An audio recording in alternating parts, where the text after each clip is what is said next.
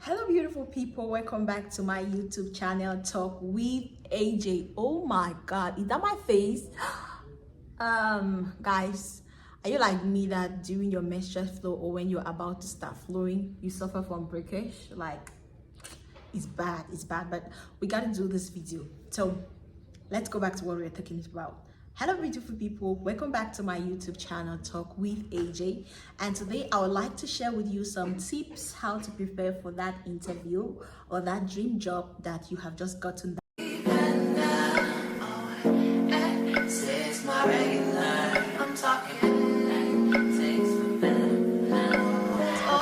call, because we are assuming that you have sent your CV and you've gotten that call, and the next step is going for that interview. As a teacher, as a company worker, you name it, these tips apply to anybody, but this will really work well for teachers. It really works well for teachers. I'm a teacher myself and I do this all the time, so I'm talking out of experience. If you have other experience or other tips, you can leave it down in the comments and let's form a community of helping each other get that job. So before we start this video, please, if this is just your first time watching my video, please subscribe, share, turn on the notification bell so that each time I drop a video, you'll be the first to know. And in my YouTube channels, I'll be talking about tips on how to get jobs, how to search for jobs online, how to teach online, how to teach physically, because I do teach online and I do teach at an institution. If you look right behind me, you can see that I am in a school setting. This is the computer room in a university. So let's get back to the video. Tips on how to go for that interview, tips on how to prepare for your interview. The first thing is you have to prepare for the interview.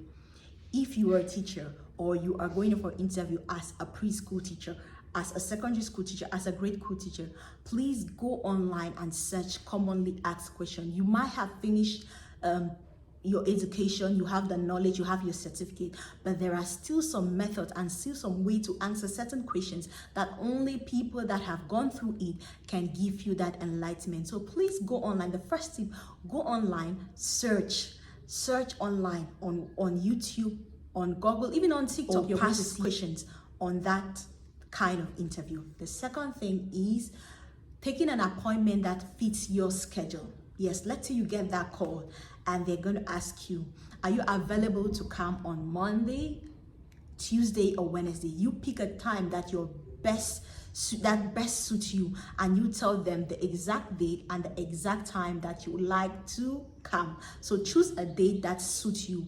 And the next thing, after you choose that date, this is very important, because you choose that date and you choose that time, you have to show up on time. If you cannot show up on time, be 10 minutes earlier. There is no excuse after you've chosen the date and you've chosen the time and then you're still the person to be late, because we African time, if they say 3 o'clock, Africans are hearing 5 o'clock, 7 o'clock. If you choose a time, please make sure to be on time.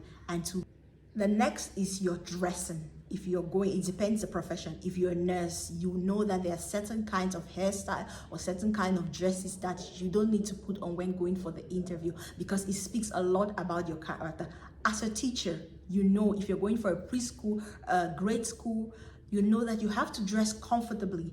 Means if you meet a student or you're being asked for a demo lesson, you should be prepared. You should be able to stand up, sit down, laugh, jump, run. You should be able to literally do everything. Your makeup also matters. You cannot put the kind of night makeup that was going to scare the students or will not permit the students to actually look at you and admire you or try to have a conversation with you, because they're scared of your makeup.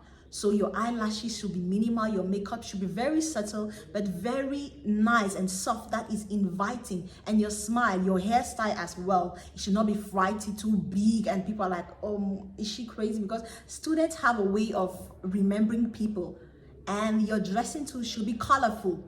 If you're going for a preschool, I always advise you put on bright colors, not too much.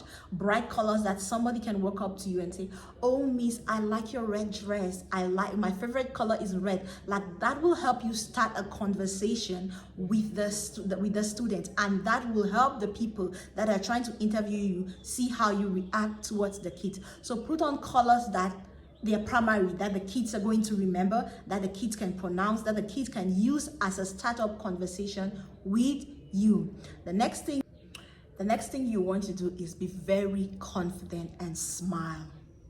You should be very confident and you smile a lot.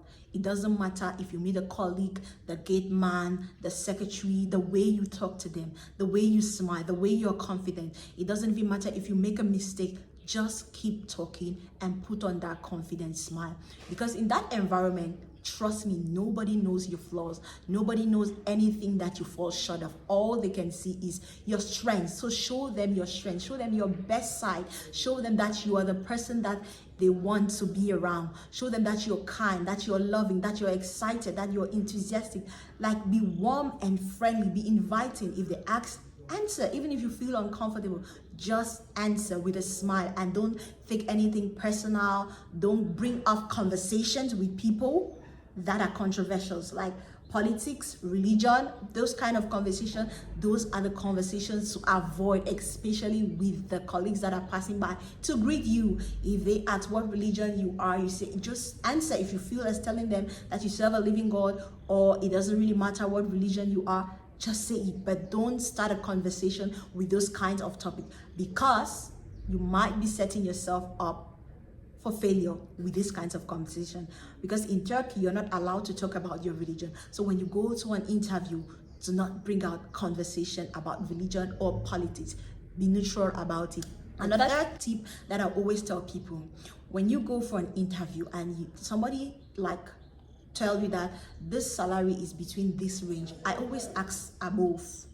Like, if it's $5,000, $1,000, I'm going to ask for 1.5. I overprice, and I'm going to give the people the reason why they should give me this salary. I'm going to tell them, okay, I'm going to ask, my salary base is 1.5, and they're going to tell me why, and you have to give them a reason why you deserve 1,500. So be confident when you're asking your salary. Negotiate. Tell them why you deserve 1,500. Never ask for less. It doesn't work. It doesn't matter if you have the certificate, you have the experience. Why are you asking for less? I never ask for less, and it always works. Let nobody tell you that if you ask for less, they're going to give you the standard. They never give you the standard. If you ask for more, you might end up getting more, and it depends on your performance. So please, always ask for more. Always negotiate your salary with stern and very, be very cautious the way you negotiate your salary, because it says a lot about you. Your first thing is for the money, and then the kids. So your salary is very important. And another tip is ask questions. Show that you're interested in the school, because after an interview, they're going to ask you, do you have any question? Please always go online, research about that school. Just ask like 1 or 2 questions. You must not ask the most elaborate question or the most difficult question. But it will always be nice that after somebody has done an interview with you, let's say for 10 or 15 minutes or 20 minutes, and they say, do you have any question? And you say, okay, yes, I have a question. This got me thinking. You just ask 1 or 2 questions that you've read online or something that you've seen on your website and you're not very clear about. It shows that you did your research. It shows that you're interested in their school. And while they're answering that question, trust me, even if you're not writing, just open your book and pretend as if you're jotting, because they know that you're looking forward to working with them and you want to keep that in your memory. So ask questions. And the last most important tip in every interview, know that as soon as you get to that school, as soon as you get to that company, the interview has started. So do not minimize anybody. Do not talk rude. Do not be too serious or too full of yourself. Even the gate man, even the secretary, even the help, the host, any person that you meet, treat them with kindness and the same respect that you expect them to give you, because your interview has started. Most schools that I work with, they do have cameras. They're busy watching you on cameras to see how you interact with your new colleagues, and they want to see how you treat people lower than you. So smile, talk, ask questions, be nice, say thank you, and sit very properly. And you cannot go to a preschool. Let's say you're going for a job in a preschool and a kid is crying and you're the only person around, and you're not even bothered to go beside that kid and try to find out, like, hey, what's wrong with you? How can I help you? It doesn't make sense. And you say you're a teacher, like, your first instinct should be to help that kid. These are the kinds of videos that I'll be making on my YouTube channel. So if you found it interesting, or you know someone that really needs the kind of video, please leave a comment and subscribe, because it really helps me. And if you want to see more of this kind of video, please leave a comment and tell me you want to see this kind of video, and I'm definitely going to make it for you. So until next time, bye bye. It's AJ Azza Uma Joyce. It's my regular. I'm talking.